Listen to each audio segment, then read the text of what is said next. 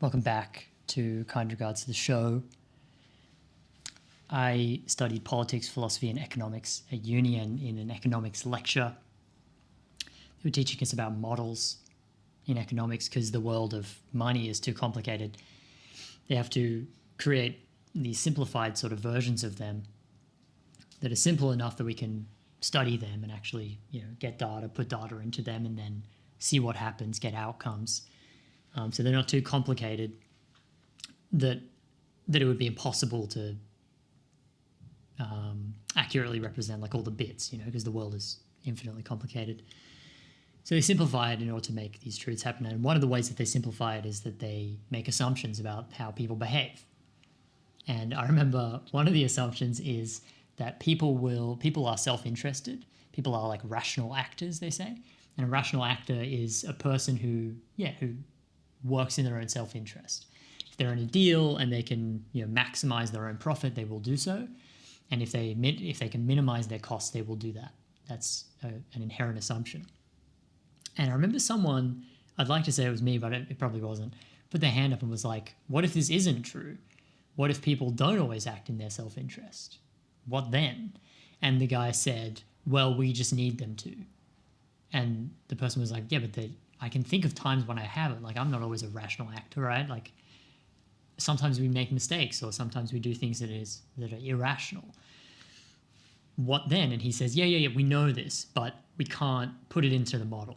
The model does not accept this kind of behavior because it would be too unpredictable. It would be impossible to make inferences about how people are going to behave. Which, makes sense in a way, but is also completely ridiculous in this other way, which is that what we're doing in economics and classical economics is assuming that people behave like machines, like economists, or like everything's about numbers and maximizing self-interest, when in fact they don't do this. And well, this is a jumping off point for all these other places where we think this way. In this video, I want to talk about self-interest and selflessness, or self-generosity, altruism, or hospitality versus self-interest. That's what I want to talk about. In politics, I've heard similar things. There are shows like The Thick of It in the UK, which is very funny. House of Cards or The West Wing, which are political sort of dramas or comedy dramas, and everything in these shows is transactional. Every deal that gets made is a transaction. There's always a quid pro quo. There's always, what can you do for me? If I affirm this bill, if I support this thing, then you need to help me on this thing. And everything's about results. Everything is a transaction. Nothing gets done for free. And I've heard in interviews with political insiders that this is absolutely how it works. In most Western democracies, if not all of them, or at least the key ones of, the UK, the United States, Australia, it's a pretty big deal over here. This is how politics works. Everything is a transaction. Whether it's for money, in a classic, donate, the legal corruption that we live with, or whether it's, the sort of slightly less corrupt but still pretty abhorrent practice of people, ex-politicians, getting cushy consulting jobs, or sitting on a board of directors getting paid hundreds of thousands of dollars for basically no work. And it just so happens that the board that they're sitting on is a company that they passed a bunch of laws that mean that this company can evade the taxes. So there's all these weird kickback systems in the world of politics. Again, a very self-interested system that assumes in its sort of structure and the way it operates that a politician would never do something unless they had something to gain. There is no sense of generosity in politics. The reductionism that you often find when people talk about evolutionary biology is a similar sort of deal.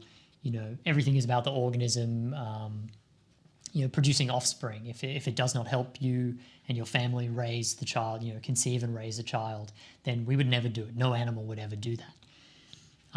Generosity in this sense doesn't make any sense. True generosity, which is generosity without the idea of reciprocity or self-interest, doesn't exist in this sort of reductionist worldview that people take when in terms of like evolutionary biology. And lastly, the last sort of place that I clearly identify it is like in the sort of common like hedonism. You say you're doing something and they go, hey man, not for me, but if it makes you happy, if it makes you feel good, that's fine, go for it. What the hell? Which in a sense is fine, and I'm not arguing for some sort of inherent, objective, value system that everyone has to adhere to or anything crazy like that. But I often hear it applied to things like, people using drugs or, people eating poorly and saying like, well, it's my only vice, which again, I'm not trying to judge anyone or yuck anyone's yums, as they say, but there is a sort of prevailing hedonism in our culture that says that pleasure seeking pleasurable activities, whether they're, fizzy feel good head fizz stuff, drugs, food, sex and pornography and things like that. These on one hand, and then also, the seeking of nice experiences, I just love going to the spa, I love getting my nails done, all these things. What are they for? What do they do in the world? Well, they make people feel good. They make individuals who do that thing feel good. And so we sort of justify it in this framework of, well, it makes you feel good and you have a right to seek experiences that make you feel good. Why would you do otherwise? In contrast to this, I've been reading Alfred Adler, sort of Adlerian psychology. And I also just finished a Wendell Berry book. And I'd like to talk about those two in contrast to this sort of individualistic, sort of atomized, self-interested, set of frameworks that are pretty common in the world. The Alfred Adler stuff, he has a great sort of concept, it's like a central concept of his, which is community feeling.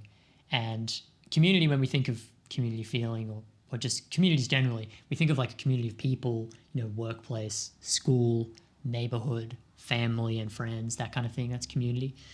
But Alfred Adler goes way further and he applies it to everything in the world. He's like, the whole universe is our community. Inanimate objects, fish, everything living, everything dead, past, present, future. It's all our community, this super wide community. Obviously, we have communities within those communities, right? The things that I named are obviously still sort of communities, but you can keep zooming out and you just have more and more sort of groups that you are a member of.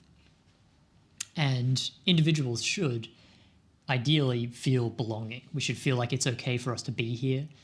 That was a great line. Like we're embedded in the stream of social evolution. Like the world is glad we're here and we're glad to be in the world. And that's quite a sweet feeling, and essentially it comes from service and what blooms from this community feeling is service. We're not out for ourselves. Instead, we will happily be a part of the world. Like I said, embedded in the stream of social evolution. We will do good for others because everyone is our brother. Everyone is our comrade. That's one of the ways that he puts it.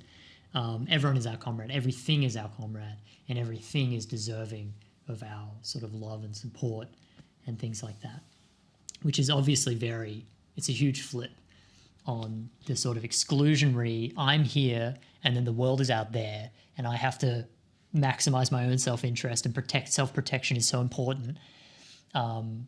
Instead, he says, no, the world is everything and you are a part of everything. You are embedded in the flow of the world. And so I'll get to later the sort of virtues of this.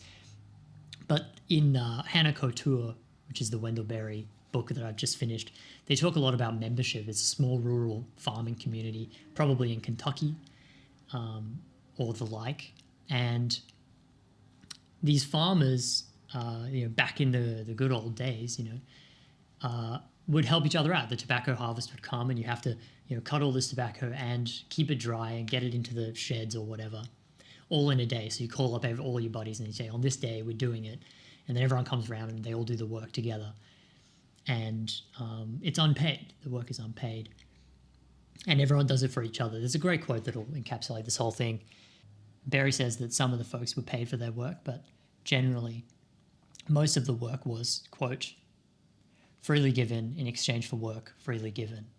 There was no bookkeeping, no accounting, no settling up. What you owed was considered paid when you had done what needed doing.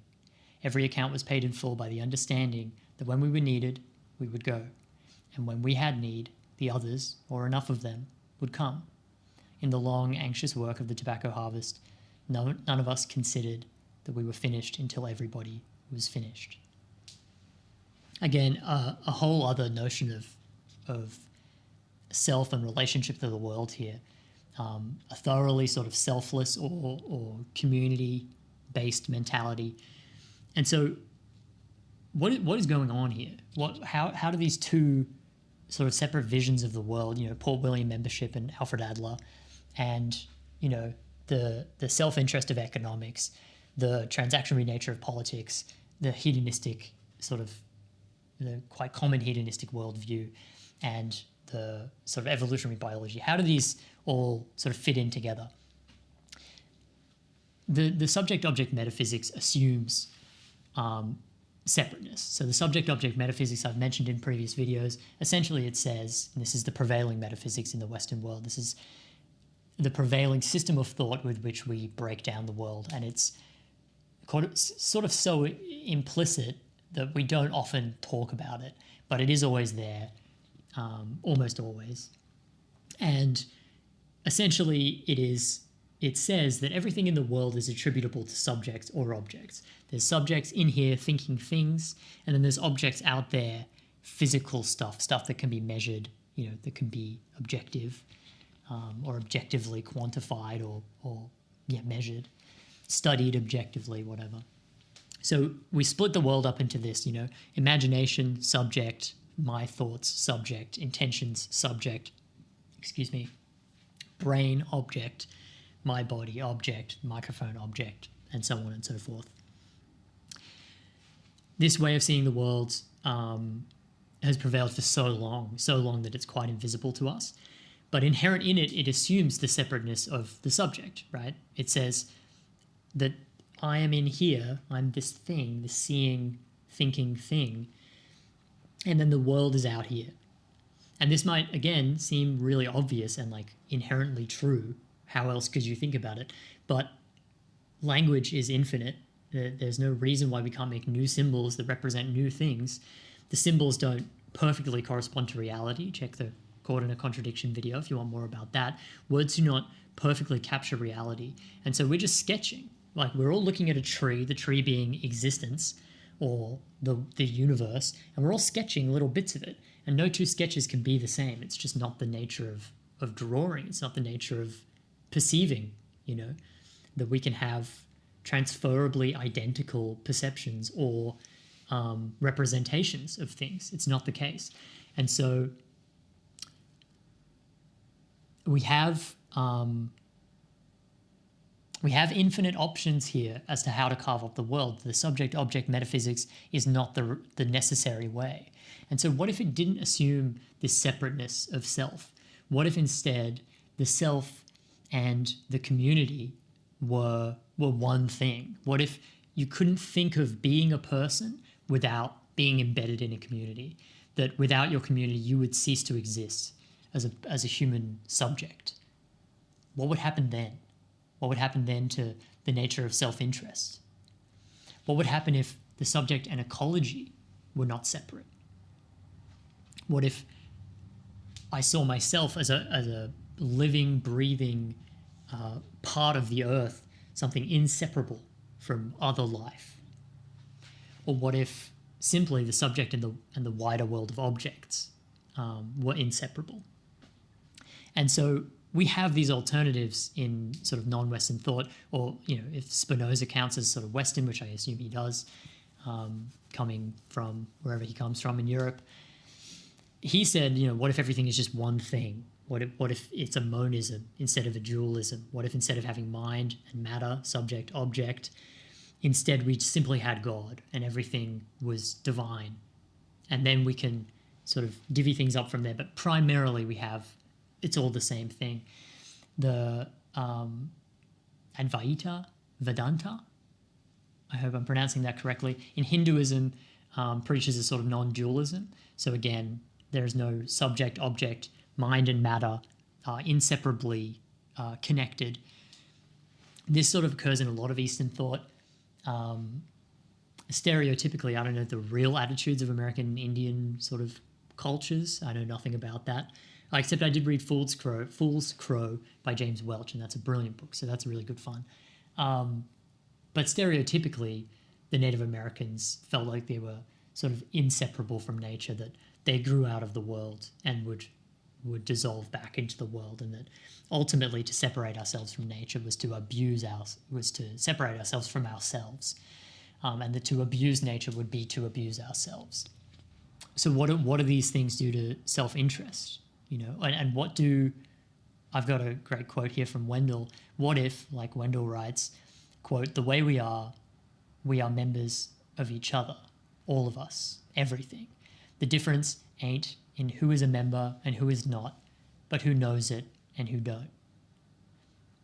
And he also writes, "I believe that the community, in the fullest sense, a place and all its creatures, is the smallest unit of health, and that to speak of the health of an isolated individual is a contradiction in terms." And so, yeah, what if an individual doesn't make sense to speak about?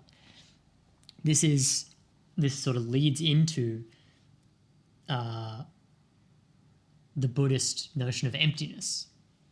Emptiness asks, what is a thing in and of itself? Or rather, is the conclusion when we ask the question, what is the thing in and of itself? What is the cart without its component parts? And also, what is the cart without its context, without the floor, the ground that it runs on, without the physical laws of inertia, gravity, without planes up and down, without forces that move things. How does a cart even make sense? The notion of emptiness, the emptiness of a single given thing, you draw a conceptual loop around experience and you say, okay, that's one brick. I just counted one brick. That's one unit. I've decided to unitify this single brick and divorce it from its brothers conceptually of mortar and other bricks and, the larger structure of the building, or from its smaller component parts of, clay and sand and whatever. Yeah, when we do this, the object cannot make sense without reference to the world around it. Everything is interconnected. Nothing, because of its nature of being in the world, being caught in the web of existence, it cannot be simply plucked out and moved.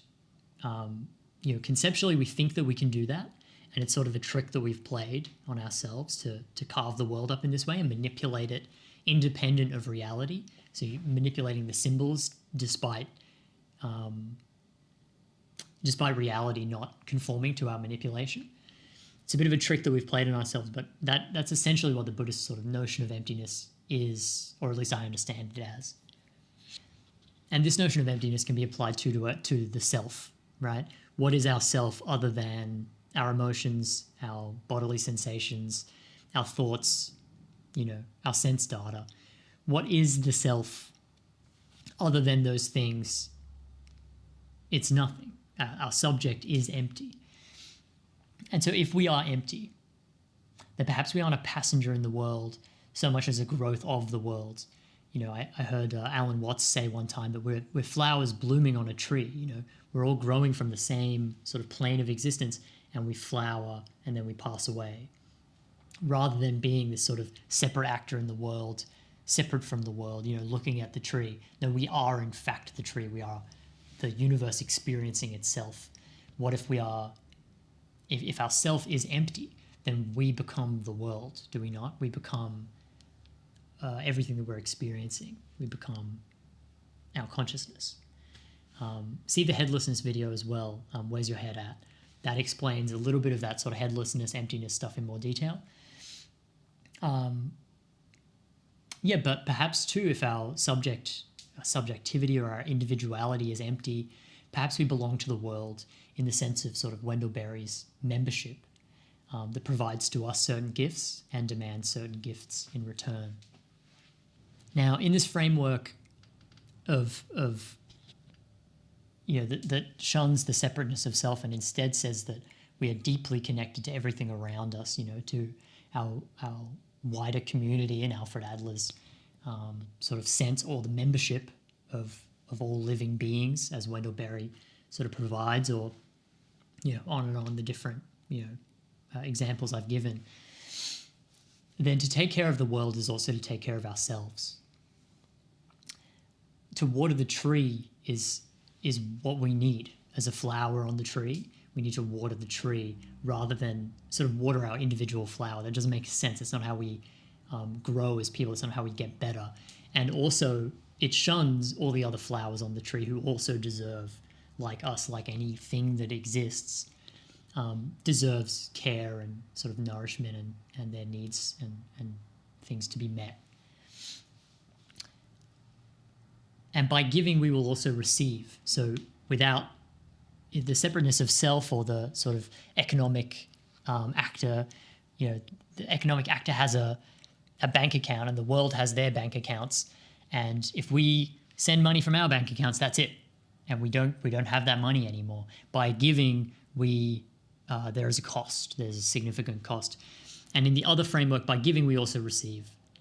By watering the trees, the tree that we have grown from, the world that has given us life. We're also we're nourishing ourselves. This perspective is sort of a lovely sort of spiritual thought, and it takes a lot of faith. It's not an easy thing to do. Someone has to go first in a world of self-interest. Someone has to be generous when everyone around them is not being generous. And of course, I'm not the first to think about these things.